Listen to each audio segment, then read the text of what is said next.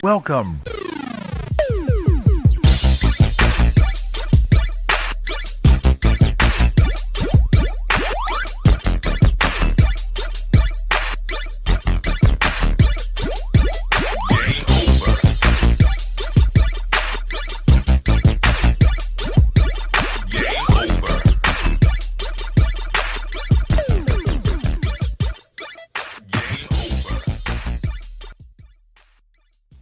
And we are back. What's going on, man? You know what, man? Nothing much. Once again, folks, I am Baron J67. And I am xTJones. We're back with another episode. This is 18. I know, man. Is it? Jesus. Man, you know what's crazy? I know I was like, oh, we could do it once a month or twice a month, but now we're getting into the serious flow of once a week, and I'm really enjoying it. It's such a. I know I am. We're getting subscribers. We're slowly creeping up, and I'm so thankful for you guys, man. Hey, without them, we're not here, man. Or we're just talking out to space and whatever aliens and satellites. Which we would do anyway, because we like the space conversation. Hell yeah, man! You know what? I'm gonna jump on that right now. First and foremost, it's a numbers game. That is the most egotistical thing you can do, is to think that we are the only beings in this whole wide universe. Yeah. That would be boring. Okay, I forgot the scientist's name or the philosopher's name. Mm-hmm. I wish I knew it, and I'll find it. But his quote was, "Either we are alone in the universe, or we are not. Both are equally scary." Yeah, of course. Like either one. Like, this is it. Yeah, yeah. Like this is it. Like both are pretty damn scary. You know, Yeah. ooh, we should go down, like, oh, that's what we should do. Okay, we should talk about, like, crazy conspiracy theories. I'm so down for that. So I would. We had and I won't do this again. I need a refresh rate on conspiracy theory conversation. We had a conversation talking about what if we were like a simulation, like a robot, like a computer. Like we just compared the human race to like computers, and we went through this big ass rabbit hole about like being a simulation to like the ultimate like form type deal. Okay. And that was like a 45-minute straight conversation with my eyes just bulging out of my head. And I said, yo, I need a refresh rate. That was like 3 weeks ago. I needed 3 weeks to because I had a headache after that conversation because it was so much to process. But I love conspiracy theories, and I always say this. Excuse me.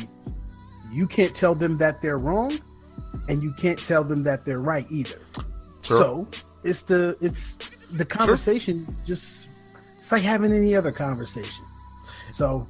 And you know, I love all opinion based. Oh yeah, like the one thing I love with conspiracy theories is not even necessarily. Yeah, we'll stick with conspiracy theories. I love going against like super religious people about them because the first point I make is, well, didn't your creator create everything?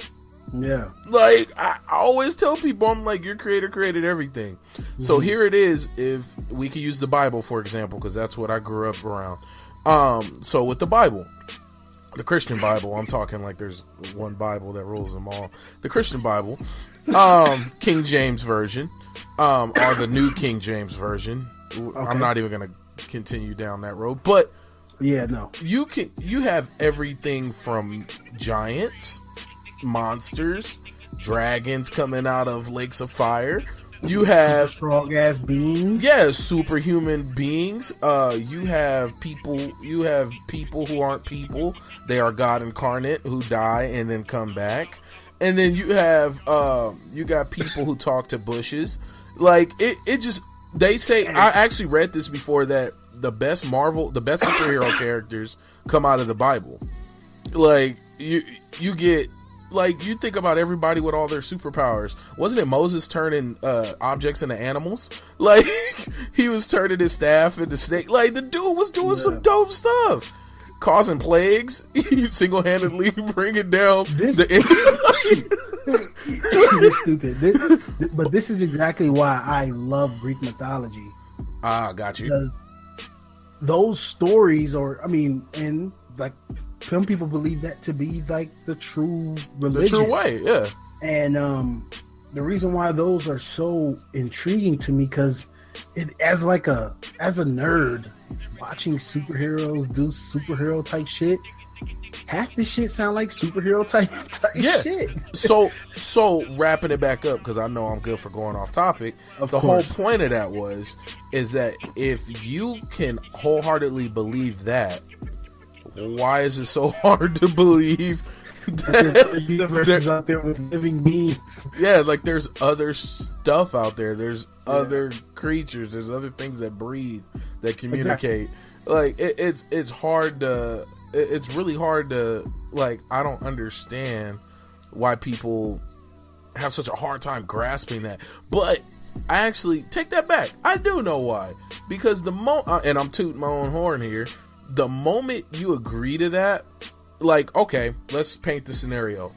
A Martian, or whatever you want to call him, another being who's articulate and all of a sudden learns English, comes down to Earth, says, I want to speak to the leader of the free world, which is Donald Trump right now.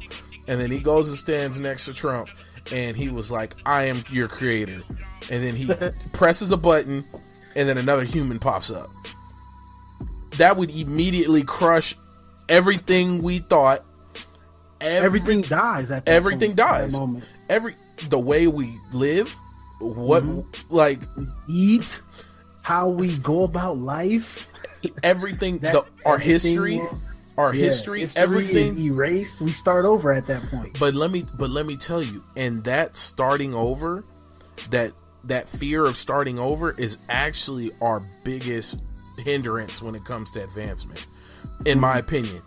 I truly believe, and this still is along the lines of conspiracy theories, I truly believe that mind-blowing, life-altering, fact-changing knowledge we never really leave ourselves completely open to as a society. Yeah, of course the science world will, but as a society, we're so grounded in what we consider facts that something that comes and tells us, hey, what you guys thought was right for the last 3,000 years is absolutely wrong.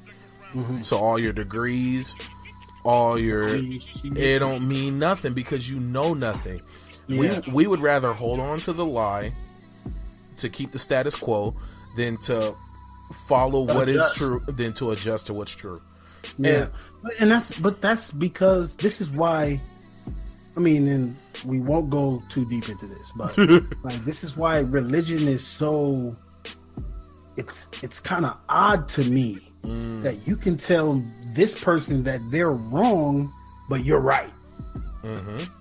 You see what I'm saying? And this is why, like I said, we won't go that. That's all I'm gonna say about that. Right. But like, you can't do that. Yeah. Like, you're just telling me I'm wrong because you're right.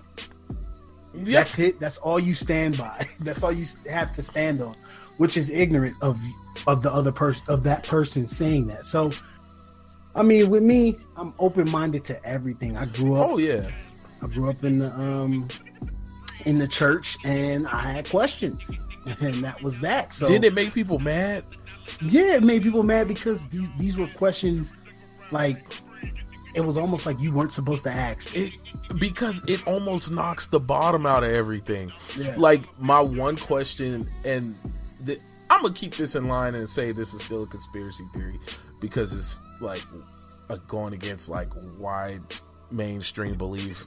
But how is it that a lot of the traits that are, and we're going deep into this, I know we say we're not, but this is it. We're going to jump back on topic after this. Say what you say. Okay, so a lot of the same traits that we put onto our almighty being, God of war, jealous God, this and that, those are in turn our deadly sins. How? But I'll leave it at that. And but first and foremost, creator created everything. So there's no way. Do you know how boring and scary that would be if we're it? That'd be trash. I would say that. I can understand that. I mean, we have no control over that. So if we were by ourselves, shit, you just got to play the hands that you were dealt. But to always think like, yo, there's something else out there. Ooh, okay. I got another question. What universe, like, what man-made version of space and intergalactic relationships would you want to, like, do you imagine space to be? Like, I want to be where Jiren's from. Oh, you stupid. Wherever he's from, that's where I want this universe to be. He said universe 5. Jiren. Goku only run because of the writer. He only won because of the writers. The writers. Oh my god. I'm just saying, Jiren is. That's where you want to be at. He punching with his eyes. I want that. That's piercing spirits. But I mean, enough of that. Let's get back on topic. Conspiracy theory. First, let me tell you mine. You got to say yours. You said Jiren. Okay, you want Jiren's universe. Me, I want Hitchhiker's Guide to the Galaxy. That's what I picture space being. That we're like some giant reality show for the rest of the universe. And I would be scared. It just wouldn't that Can be? you imagine somebody flicking through your channel? Right? Poor people. I'm boring as hell. That's what I'm saying. Can you imagine like just think of this. Like, you pick your nose. That's okay. So like, why do you pick your nose? Bro, you catch me at my worst times, like I'm digging my ear or something. Yeah. Then all of a sudden the camera tunes in on me. Yeah, like, look at him go. It's like the Truman Show for everybody. The Truman Show was a trip too. But okay, so my bad. Keep going. You get us back on topic. All right, so back on topic. So this week, or last Thursday, was the release of Ready Player One. Ooh. And Ready Player One, by all means, I'm gonna say this, and we kind of had a pre-conversation about this the other day.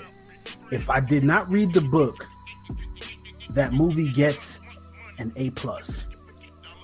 If I did not read the book, the movie gets an A+. Right? And that's because it had everything in it.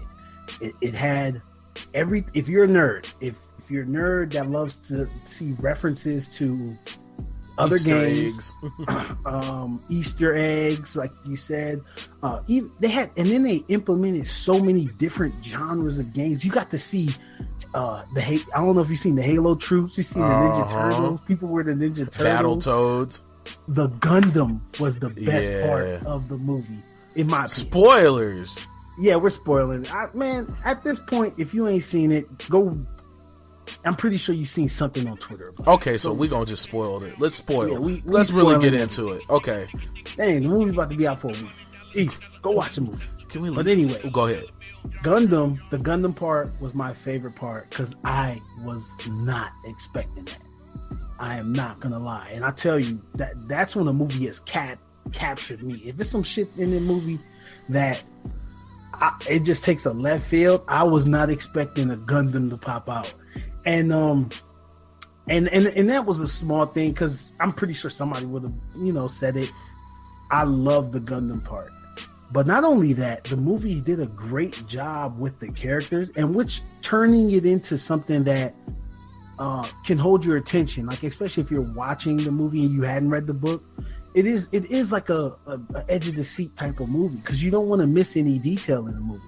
So, on my opinion, if I did not read the book, and we'll have, after you give your point, we'll talk about the book and the movie at the same time. Got you. If I did not read the book, the movie gets an A+, but we'll talk about the next part. So what do you think about Ready Player One? Okay, so I thought Ready Player One was an amazing movie, and I feel the exact same way as you, that I envy people who haven't read the book and that get to watch the movie and then will read the book.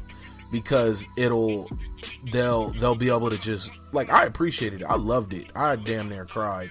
I was sitting there tapping my wife the entire movie, like, in the book, this was that, and then actually that was a major point too, that they did a lot of nods to the book. And people, books to movies, you have to understand that movies are only 2 hours. A book could be the span of years, months, days, whatever. But a century long. You only have 2 hours, maybe 3 max, to get the whole book across. I'm just happy they didn't try to make a bunch of money and make a part 2, or which, now that I think about it, would I have wanted that, just so they can get a little more of the story? But they didn't try to money grab. They didn't try to take advantage of us as fans.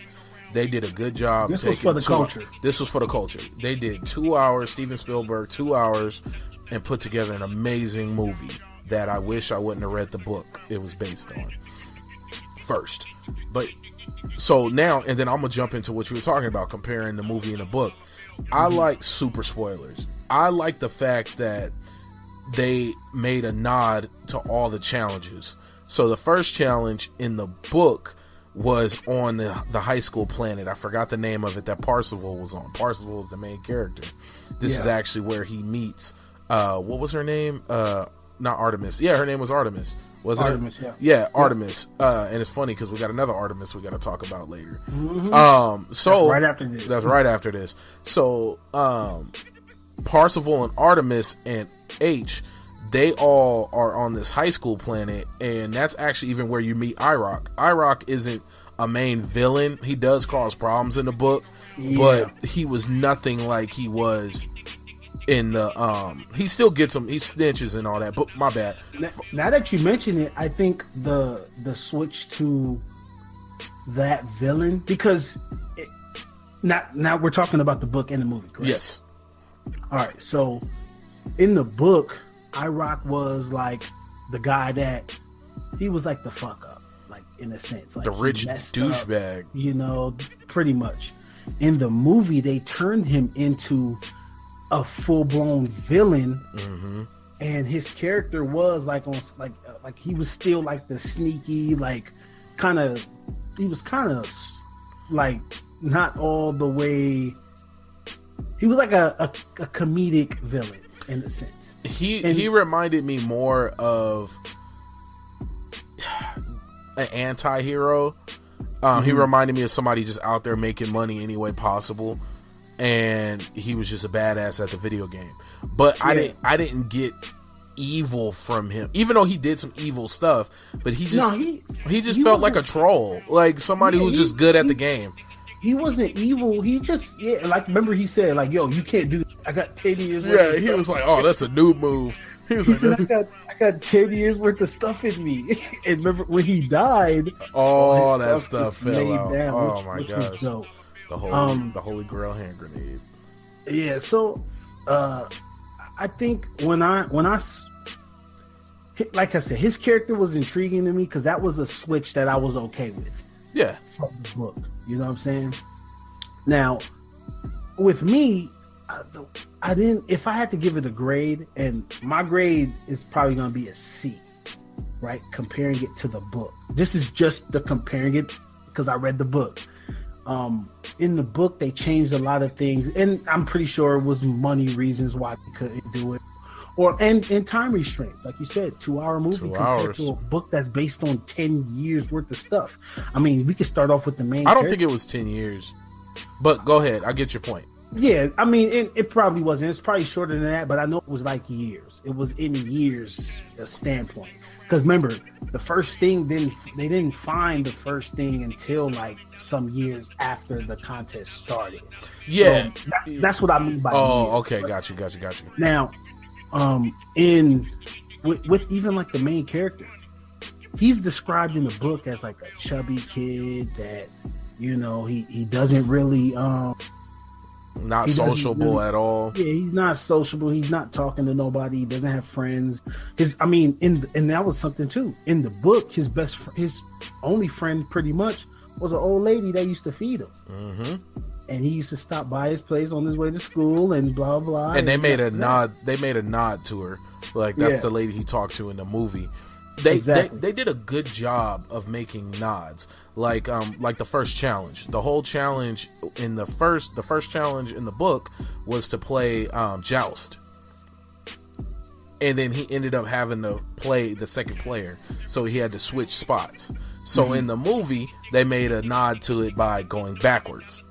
And then you got to remember, I want to say Steven Spielberg said he couldn't, don't expect to see any of the movies he worked on, because I want to say a lot of the stuff that was referenced in the book, Steven Spielberg worked on, and a lot of those movies you couldn't do. Like the second challenge was dope in the movie, and it was dope in the book. Actually, I think it was better in the movie.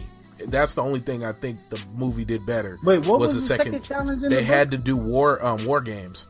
Remember, they had to act out the whole movie war games word for word, like Guitar Hero, except they played the actual character. Yeah, I think that you're right. The Contest 2 in the movie was better than it was. If I had to say, I think it was dope. I really wish they would have put more emphasis I wish they would have used the scene from the book on how he got the quarter. I think that would have been way doper. That would have been a way to dive in and show emphasis about the games. But see, they couldn't. Because you would have had to show the big separation between him and Artemis. And this is why, like I say, this is why I say, see, it's a gang of stuff in the book as you're reading that you think are major things. Like, oh, this is important. I can't forget this. Like keynotes. If I was supposed to write down all the major stuff in the book, the quarter, how he gets the quarter, because everybody knows about Pac-Man and about how Pac-Man splits the screen once you get to the last. Everybody knows about it. We've all seen. Well, I know I have. I've watched the video of the guy that beat it and all of this. So when I see that, I'm like, oh, that sounds dope.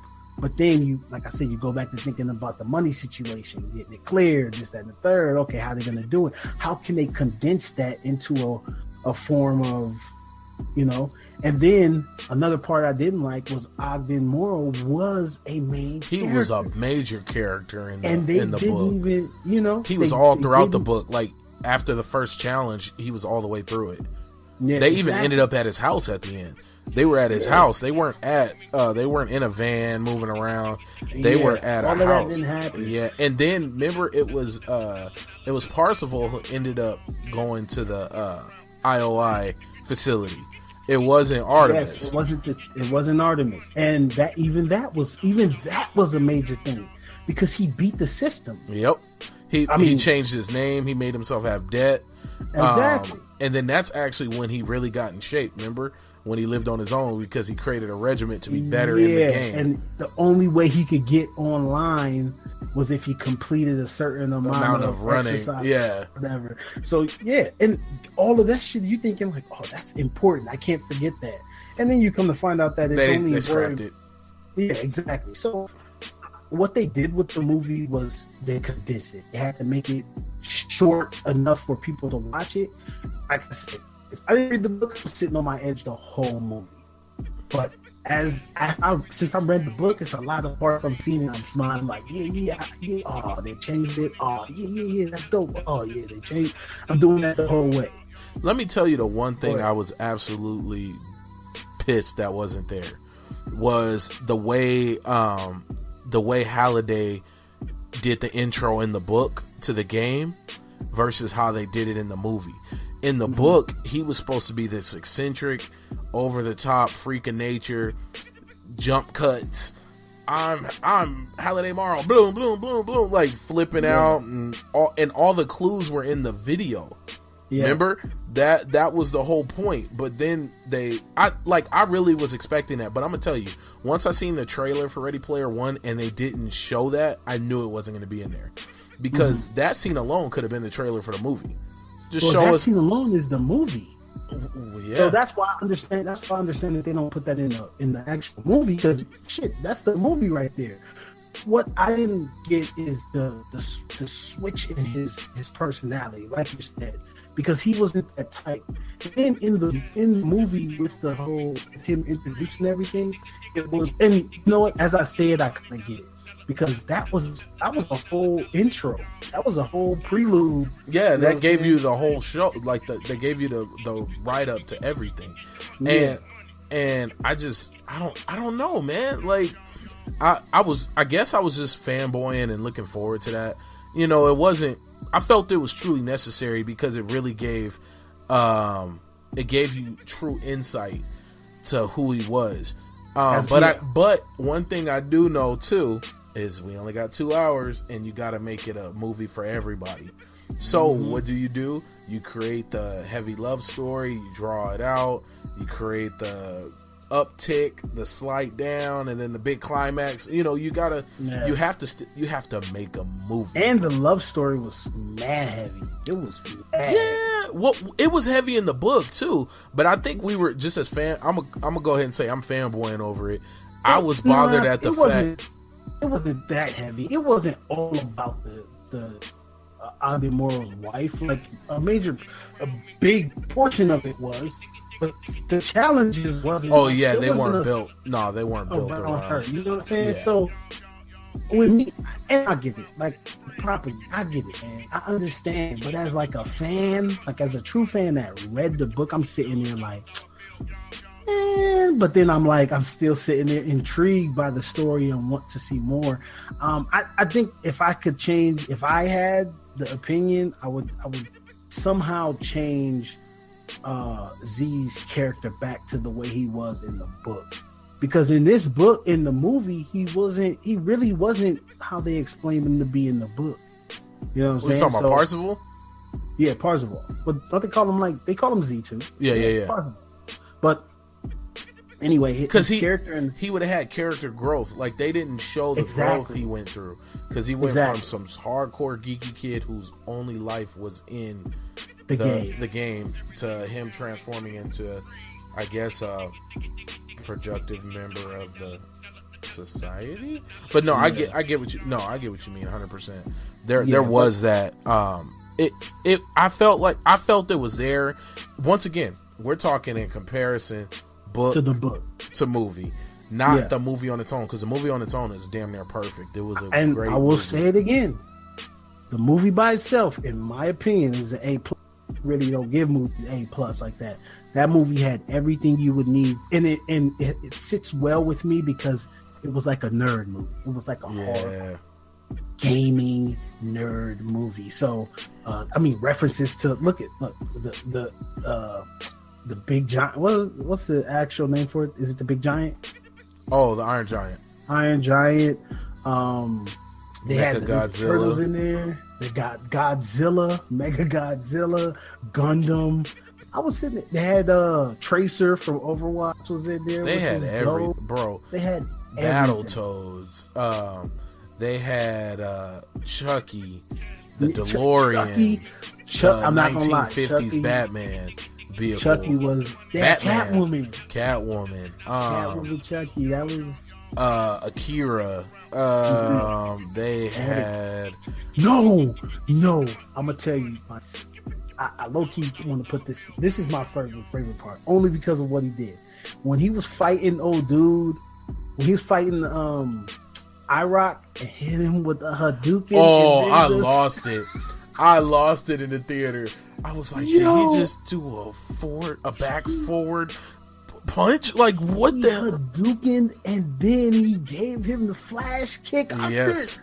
No.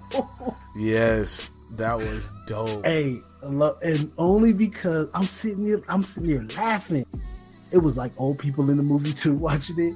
So I'm like, oh, I'm the only person in there who understood what was going on. Like, so now I'm sitting there like, oh yeah, dope. That's dope. Did you just see that? That to me was a great part of the movie because of what it referenced to. So, I mean, with me, I sit there and I say, that without watching the book, I'm gonna stand by this. I give it an A+. Facts. I give it damn near a perfect because it was dope. It was so fun because I got a overactive imagination, as my wife tells me. So to be able to see, for it to look exactly how I thought it would, how I read it, like even the stacks, everything about it looked just like how I pictured it when I read it, and it felt good. I felt good. I was like, damn. Even just the description of his van, even him sleeping on top of the washer and dryer, even the way he got down from the stacks. I wish they would have showed. I wish they would have stretched out the time frame between him and Artemis separating, because there was a lot of dope stuff that went down. Like, remember he went on like a killing. Yeah, it was fast. But remember, in the book, he went on people were like trying to rob him and stuff. He had his own like asteroid with a hidden asteroid base. I would love to have seen all of that. But at least they stuck true and had Artemis finish. If I'm not mistaken, Artemis finished the second challenge first. She was the one who figured it out, and then she sent him the message. But they weren't talking. But because he helped her finish the first challenge, she helped him with the second, because she found it first. She found the challenge first, but she wasn't able to beat it. But he figured it out. That was just, it was dope. I loved it. I loved the movie. The movie to me was great. It's a great watch. Your kids can go. I'm pretty sure all your kids will be able to identify all the characters. Yeah, because it was. I like how. Oh, that was another good point. They did a good job of replacing all the copyright stuff they couldn't get. They did a great job of replacing it. I mean, using The Shining, that was dope. That was crazy. The old lady, that shit tripped me out. It's an old lady, zombie lady. Yeah, there was no zombies in The Shining. Like, I was just, oh man, that was crazy. H's character, they did a great job with H's character. Yep. Even though they turned her into something else. I thought she was the same in my opinion, but to me she wasn't. She wasn't like a tech fixer upper. She was in the book. She was, remember, she got all her points and stuff by playing in first person shooters, not fixing stuff. And that's what they kind of made. Like, she was the tech guy.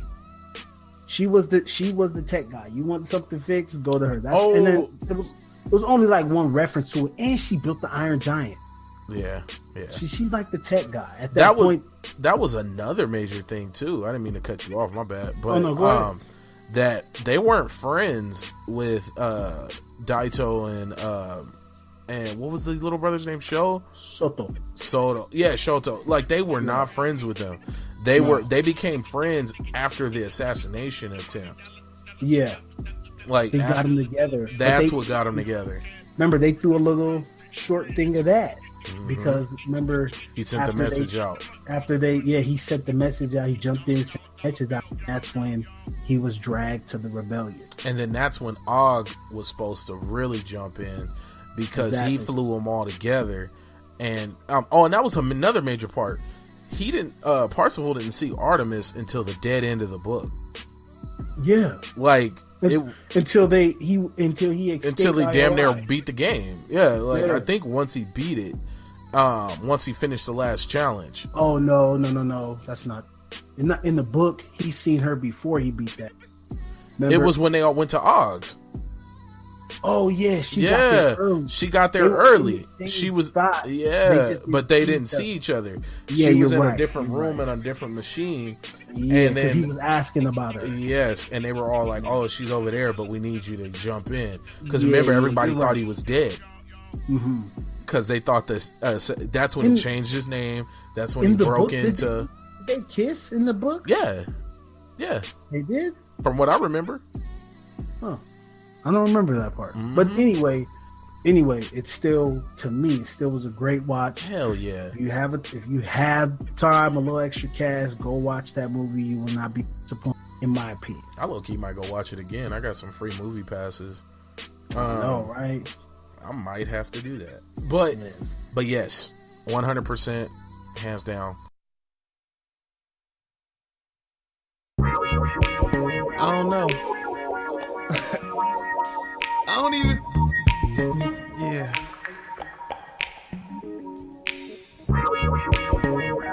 We just cooling out, man. Big up to DJ Moore on the beat.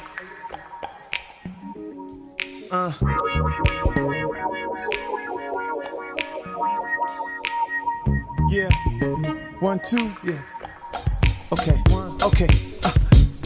So mellow on my own vibe. Let the breeze blow through and the song ride. Turn up the sound, lace up the whole block. To the sound of the raw core hip hop. The last stop where the music hit the brain cell. The jaded won't hear it, but the pure well. Let the vibes on the brink cut off on the people like the nose on the strings. I link with my folk through the hope and the notes in the song. It's heaven in the drums. And I'm at the gates with a slate and a scribe for the fools. Language of love is the body, soul, jewel. And make impressions that last. But can I keep a conscience and mind on the cash? The last few ciphers and the biters don't notice. The day style stolen and they rhymes unfocused. Yeah, and the jokers just turn. Stereotype, burn, Hollywood burn. I flow and observe all the signs and the clues. And vibe to the sound, let it go, just cool. Just cool and kick back, take your time. Release yourself and relax your mind. Just cool and kick back, take your time. Release yourself and relax your mind. Just cool and kick back, take your time. Release yourself and relax your mind. Just cool and kick back, take your time. Release yourself and relax your mind. Just cool.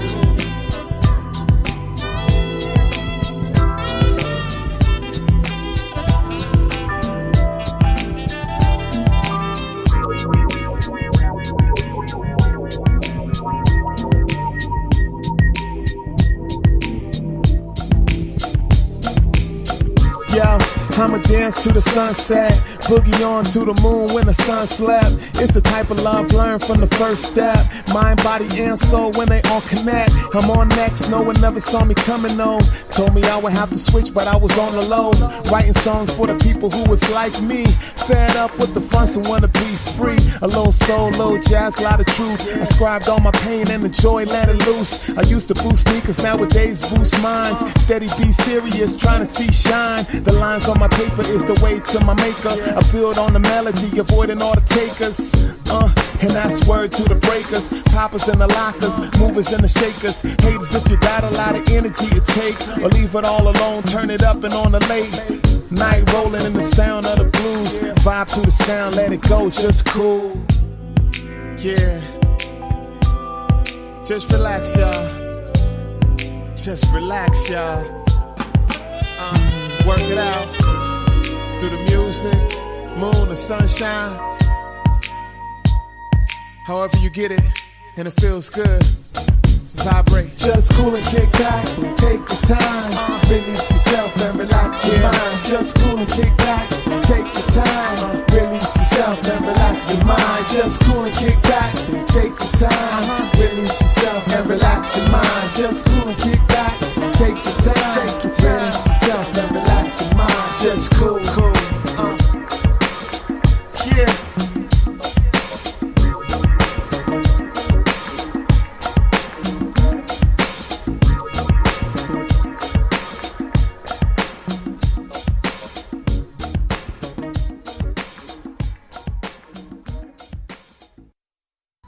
Great movie. Now, rolling over into more reading material and with another Artemis. So we kind of, I haven't really jumped into comics. I've been reading a lot of manga and watching a lot of anime, but I haven't taken time with comics for years. I've been out the game for a long time. I would keep up with like different YouTube videos. And shout out Tone Deaf. Oh, Tone Deaf Radio, man. He put us back on track, and he gave us a dope recommendation to jump back into the whole rebirth of DC, and he was like, check out Red Hood and the Outlaws. Now, we took it upon ourselves to kind of, not necessarily a challenge, but more so just like, hey, let's read this, and that's kind of what we'll do. We'll jump into series, read it, come back and talk with you guys, and then do our own little videos on our respective channels and whatnot. Well, we've been reading Red Hood and the Outlaws, which the Outlaws consist of Bizarro, a Superman clone, Artemis, she is an Amazon from a different, not from, pretty much. not from Themyscira. I feel like I butchered the name. I can't believe I said that. Yeah. But I forgot exactly where she's from, but she's under a different god. I want to say she's under Ra's protection. Yeah, it's Ra. Yeah, she's under Ra's protection. I forgot the name of their city, but she is an Amazon. And then, Jason Todd. You got the Red Hood, of course, who was murdered by the Joker, and brought back to life through the Lazarus Pit by Talia al Ghul. Now, I love the fact that they didn't touch on that. They just showed it. They just kind of showed it. Eventually, they touched on it and went into detail. Yeah. But for the first 10 issues, you had to be paying attention to the artwork to see what happened and how he came back to life. And reading the flashbacks. That's what he mentioned it. The flashbacks told a lot. And once you actually read the flashbacks, actually pay attention to them, they go off tangent sometimes. So sometimes they'll be off tangent, and then he'll have to snap back into his character and continue his conversation with Artemis or Bizarro. But yeah, continue. My bad. Okay, so I know I'm giving a terrible introduction to it, but all in all, I can't believe I don't have the authors to give them their propers on all of it and the artists.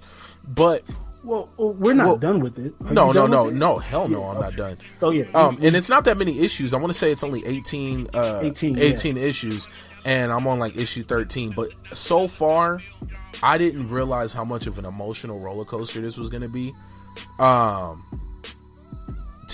To see everybody's backstory and to see how drastic everybody's lives were up to that point, and to see Jason Todd or Red Hood get over what happened with him and the Joker, how the Joker killed him, and then to even see him become friends with Bizarro, to see him become friends and a little more with Artemis. Just the way it all played out was really dope. And even him infiltrating, or at least he thought he was infiltrating Black Skull or Black Mask. It was very well written, or it is well written, and it's got me hooked. And then to see how they showed the world through Bizarro's eyes. That was colorful. That was dope. That was mad colorful. Because Bizarro's only, I think, within the world up to this point, I want to say he's maybe a month or two old. He's not that old at all. He considers his birth, even though he has the memories of Superman, he considers his birth the day he was broken out of his container. Yeah. He called it the womb. Yeah, the womb. All in all, the action is dope. The story is dope. The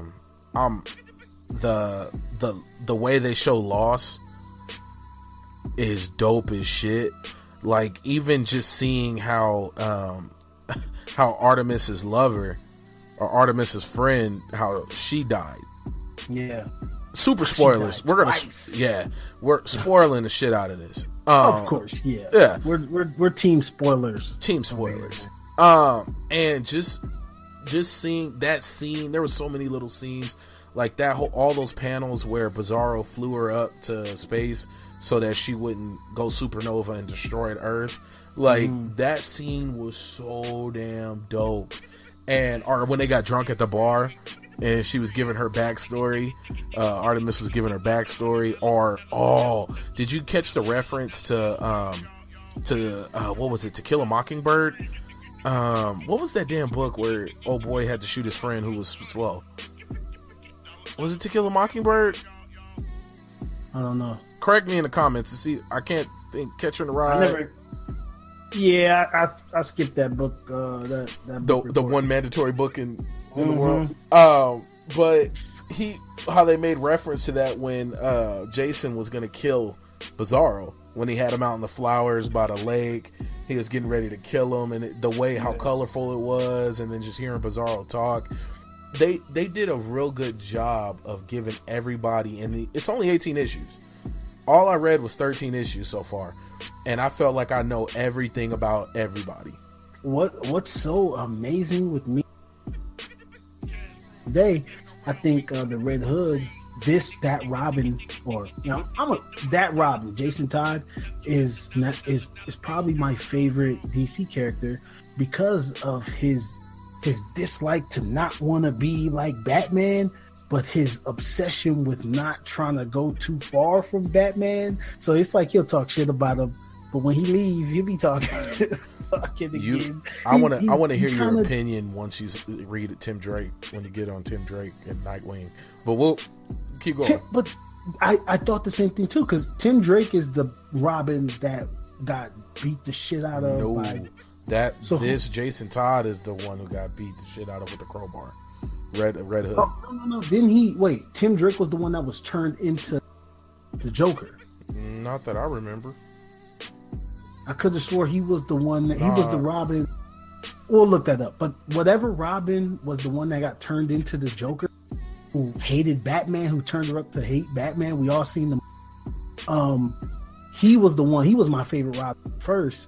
But what makes Jason Todd so dope to me is his character development as we read the you were right. That's my fault. So you're right. Keep going. As we read about Jason Todd through the Red Hood and the Outlaws, the Rebirth, this what do you call them? What would you call this series of comic books? His character, he talks about how he doesn't want to do it Batman's way, but he always finds the way to do it Batman's way. Yeah, he always references it too within his head. Exactly. He just talked about the Bizarro situation, right? Mm-hmm. All right, so we all know Batman, and he says it. I may not be the strongest or the smartest in the room, but I'm the well prepared. I'm the most prepared. He for him to go back and get that kryptonite bullet for Bizarro, I was like, yo, he Batman. This dude is Batman. He just don't want to be called or be Batman. He just don't want to be Batman, and he wants to shoot guns.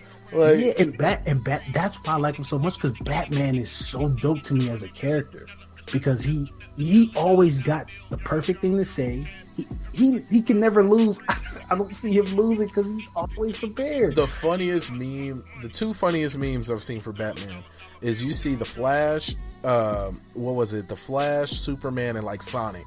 They were lined up for a race, and then you see Batman line up next to him, and he's like, "I am Batman." Like they're all looking at him like he's crazy, and he's like, "I am Batman." And in my heart, I was like, "He gonna give him a good race." Like for some reason, I believed, seeing that meme, I was like, Batman's gonna win. Mm-hmm. Like Batman's gonna win that race somehow. Man, even in the cartoons, they made Batman to be this. Like, I forgot who he was fighting. He was fighting somebody in a different universe, and the dude had to give him respect because he was willing to blow up the Darkseid.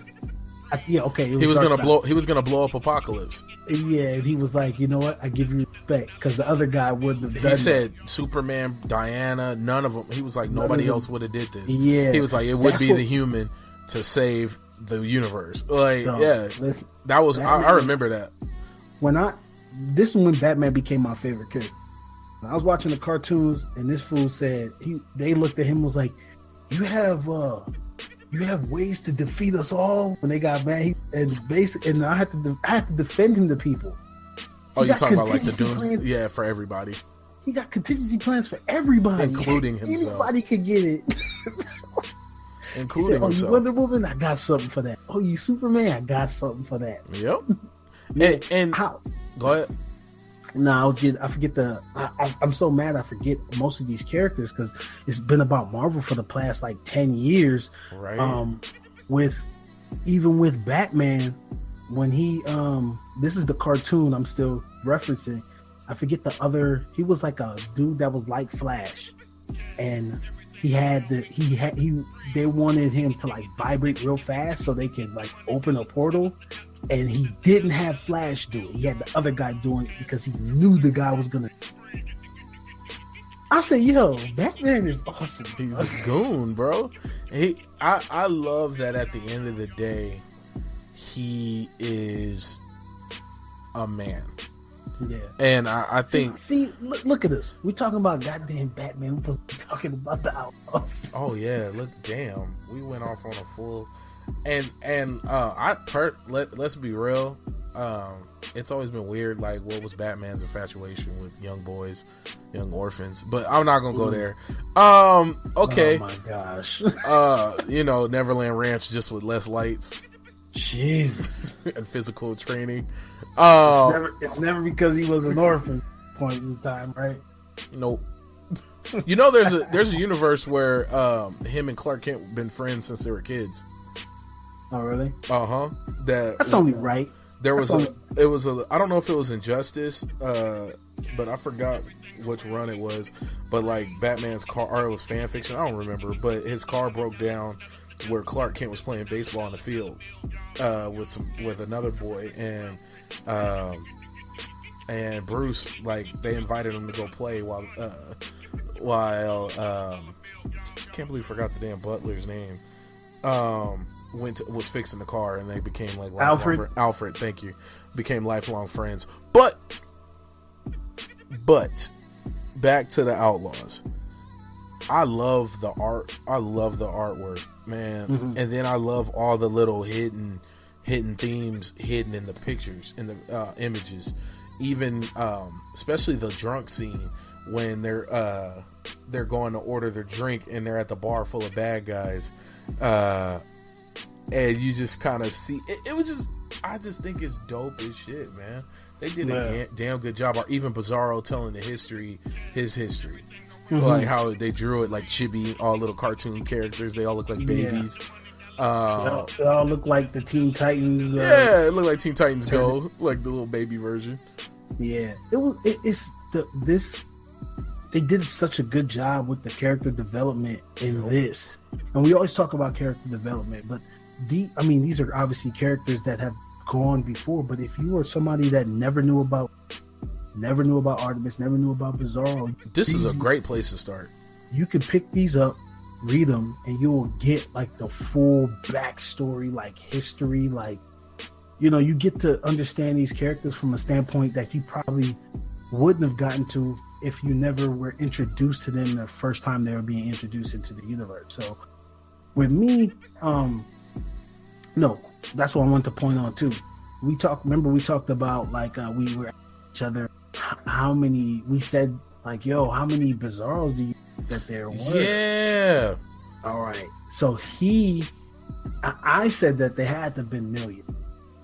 And or that's kind of being over exaggerating, but they had to have been a shit ton of them, because if they were trying to, if cloning Kryptonian cells was so difficult, they had to be a bunch of different Bizarros.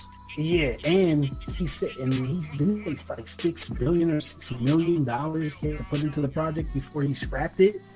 Oh yeah, when they flashed back to Lex Luthor. And Lex Luthor, man, his infatuation with Superman has always been so. But DC does that. Yeah. DC does that. The villain is always super intrigued with their arch nemesis, because he's like polar opposite. It's like after a certain amount of time, it's just an ego trip. Yeah. Like, come on now. You know how many times the Joker could have just, all right, man, you win, dog. It's over. Okay, and just won't stop. So let's jump on that. Did you ever play Arkham Knight? I started it, never finished it. Never finished it. Okay. If I'm not, let me double check. But with one of the Arkham games, I want to say it was Arkham City or Arkham Knight.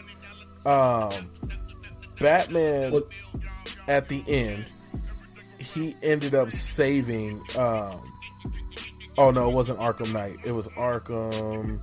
Let me make sure I got it right. I don't want to give anybody bad info. Is it Asylum? Nah, it wasn't Asylum. It was Arkham City.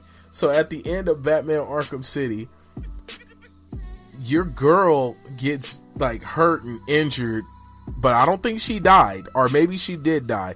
But you, instead of taking her body, you end up taking the Joker's body and flying off, and that's how the game ended.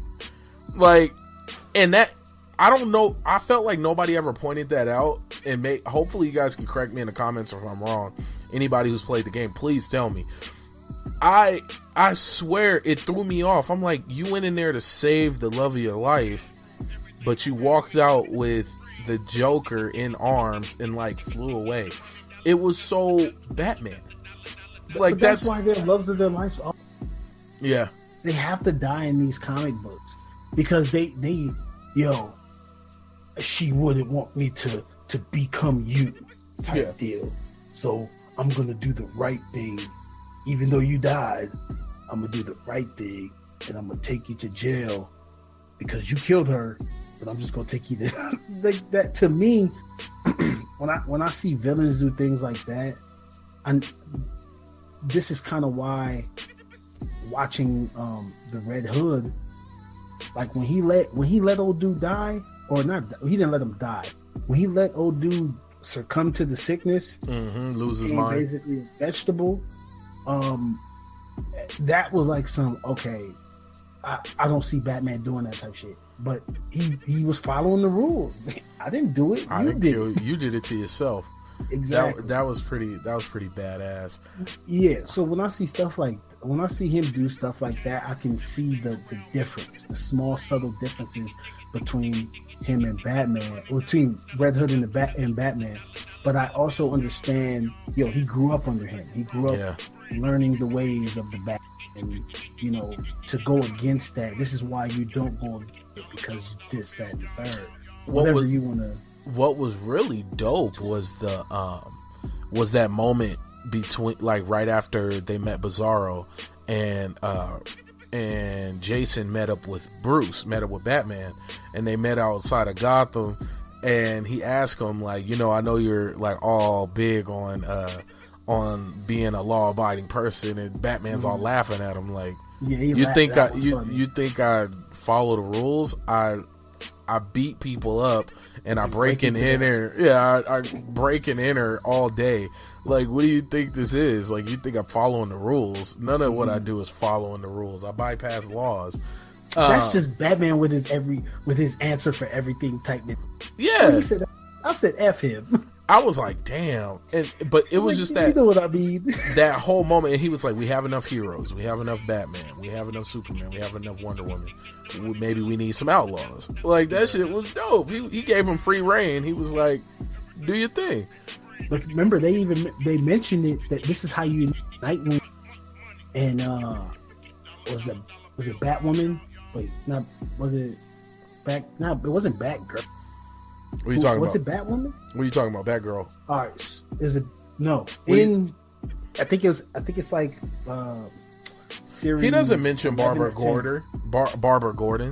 No, remember they mentioned the other crew. They had Clayface, they had Nightwing, they had the Orphan, they had you don't remember that part?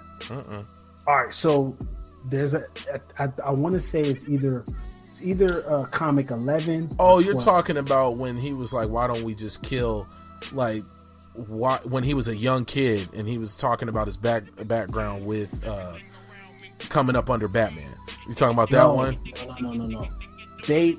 So Bizarro, do you know the part where Lex Luthor fixes? Yeah. Okay, so after Lex Luthor fixes Bizarro, he builds the thing up in space that's camouflaged as like a building, their hideout, their secret hideout. He builds this place. It's like a secret hideout and Bizarro's smart now. He's intelligent.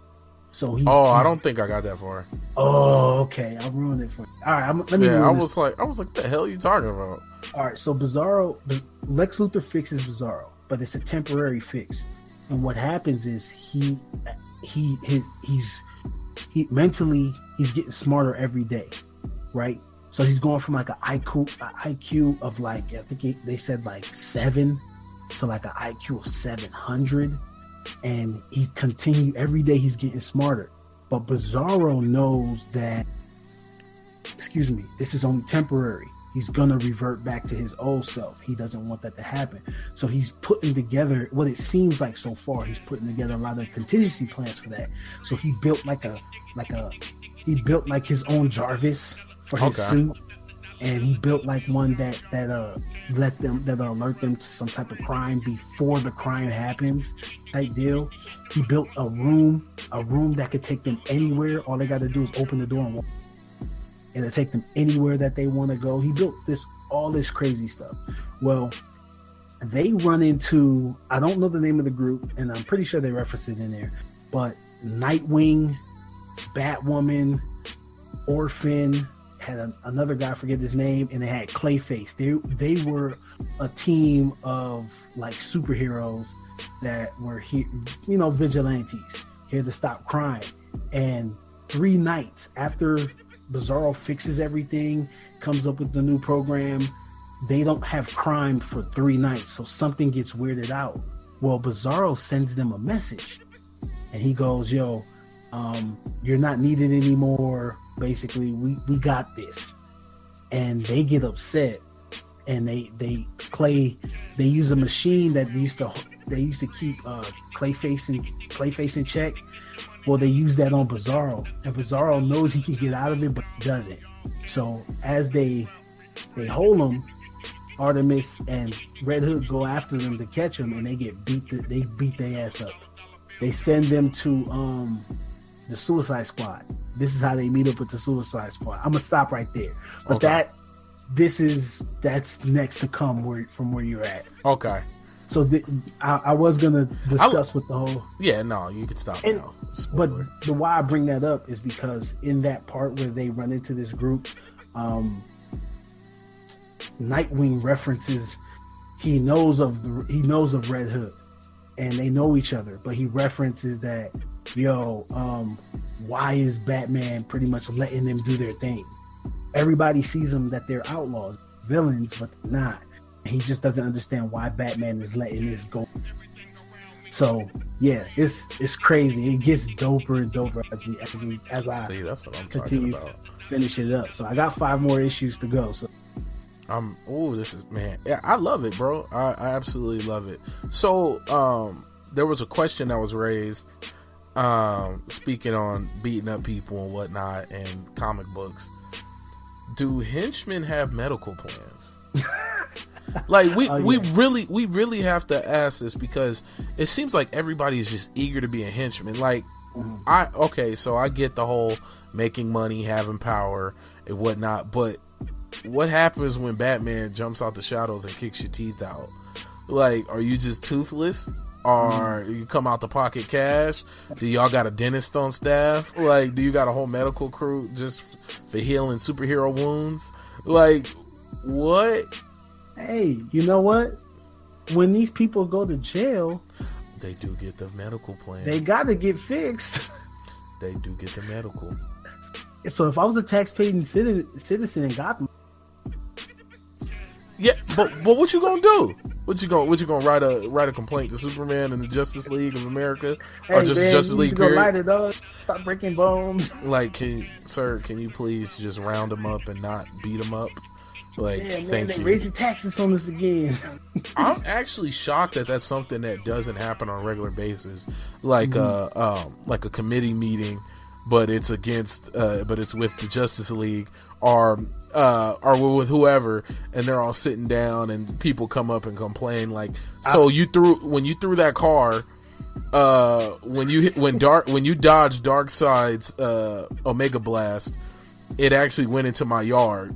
And now I have a giant crater in my yard. So who's going to fix it? And like, you fill out a formal complaint, and they all vote on who's going to fix it. And then they send out one of the younger members of the Justice League to go out and fix your yard. Like, that's their initiation. They got a whole crew specified for this. Actually, they made a show about this. It was like I forgot which superhero's family member it was, but they don't have powers. And they created like I swear it was a show. They have like insurance. It's like an insurance agency about filing claims and stuff for superhero damage. I forgot the name of it. Now that you think about it, think about excuse me. Think about Age of Ultron. Think about the damage. He lifted the whole city up. Yep. Yo, does my insurance cover Killer robots? Like, does my insurance cover my whole town and the ground that was under it being destroyed? And you know what? Insurance companies probably went out of... Right. I think they went out of business once New York got attacked in the first Avengers. Like, look at all these... you know what? Hey, bankruptcy. Yeah, everybody just throw it all in. Throw it all in. That's crazy. Nah, but you know, it's funny stuff like that makes for good material. Like those small thoughts. Like, I would love to see a whole series through the eyes of a henchman. Like, just like how Gotham, with Jim Gordon. I think that's been the best. What you know? I haven't seen Gotham, bro. You know what it'll do? It'll make you mad that they haven't made a live action straight Batman TV show. Okay. It'll just make you mad because it's that good.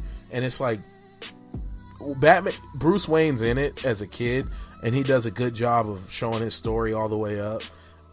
Like, right now, I think they're at the point where he's actually practicing being a vigilante. It's not the same universe. It has a couple twists and turns, but it shows a lot of good origins for a lot of the major villains and a lot of major characters. So I recommend it. Gotham is a lot of it's on Netflix right now too. I think the first 3 or 4 seasons are. I think I bought season 1. It's just sitting in the case down there in the movie stack. It's dope. More than worth it. Yeah, I gotta watch it. I've been meaning to watch that. Flash. DC just hasn't been popping. Like, well, no. See, man, we really are running short on time. But let me tell you this: DC TV shows, live action TV shows, do not sleep on them. Mm-hmm. Arrow, Flash, TV. Do not sleep on them. TV like that. I promise you are missing a lot. The Flash, Arrow. The only thing I didn't like about the Arrow is it's basically he's living Batman's life. I'm probably gonna piss some people off with that one, but he even becomes Ra's al Ghul at some point. Oh, really? Yeah, like I know I've been out the comic game for years, so maybe somebody can school me and tell me where that happened, or is that just for TV? But he beats Ra's and becomes the head of the demon. Like, really? Yeah, it was weird. And then he ends up like married to Talia al Ghul's sister. Yeah, because of course Talia ends up with Batman at some point in one of the universes. But yeah. So that all of that happens, and I'm like, that's Batman. Like, what are you doing? Like, in a green suit. Yeah, like, why is Batman shooting arrows? But that's how I feel about it. A question I've always had as like a comic book fan, or like even the movie. How do they get their mask to be like their eye for their mask to be and be able to see? I really thought about that when the what made me really think about it. I was reading the comic. He was talking to himself as Robin when the Joker was beating him up, and then he took the gun. He finally decided to shoot Robin. And he was like, "I've tried this before, but it's still the same thing, or whatever." When Robin looked up at him, he had the pure white, and I was like, "Yo, that made me think of that again. How the hell do they get their thing to be so white?" Their eye to be so white. You know Batman's answer. He's a billionaire who created the technology. Well, I guess if he's the billionaire, then yep. Yeah. I guess the conversation is there. Yep. Well, everybody, I'm Baron J67, and I am xTJones, the artist formerly known as xTJones. Jesus, when are you going to stop that? I can't. It's just so funny because I know it's just a placeholder. I know the artist formerly known as. I don't rap. I don't draw.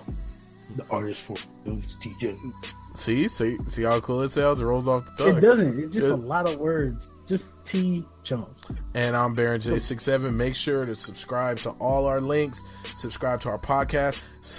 We need you guys. Please sub. Like, comment, or dislike. Tell us what y'all felt about it. And make sure to sub to our individual channels. Baron J67, xTJones, or T Jones with the X placeholder. And what I tell you, dog? Don't be messing up my plug. I'm sorry. All right, you gonna plug me right.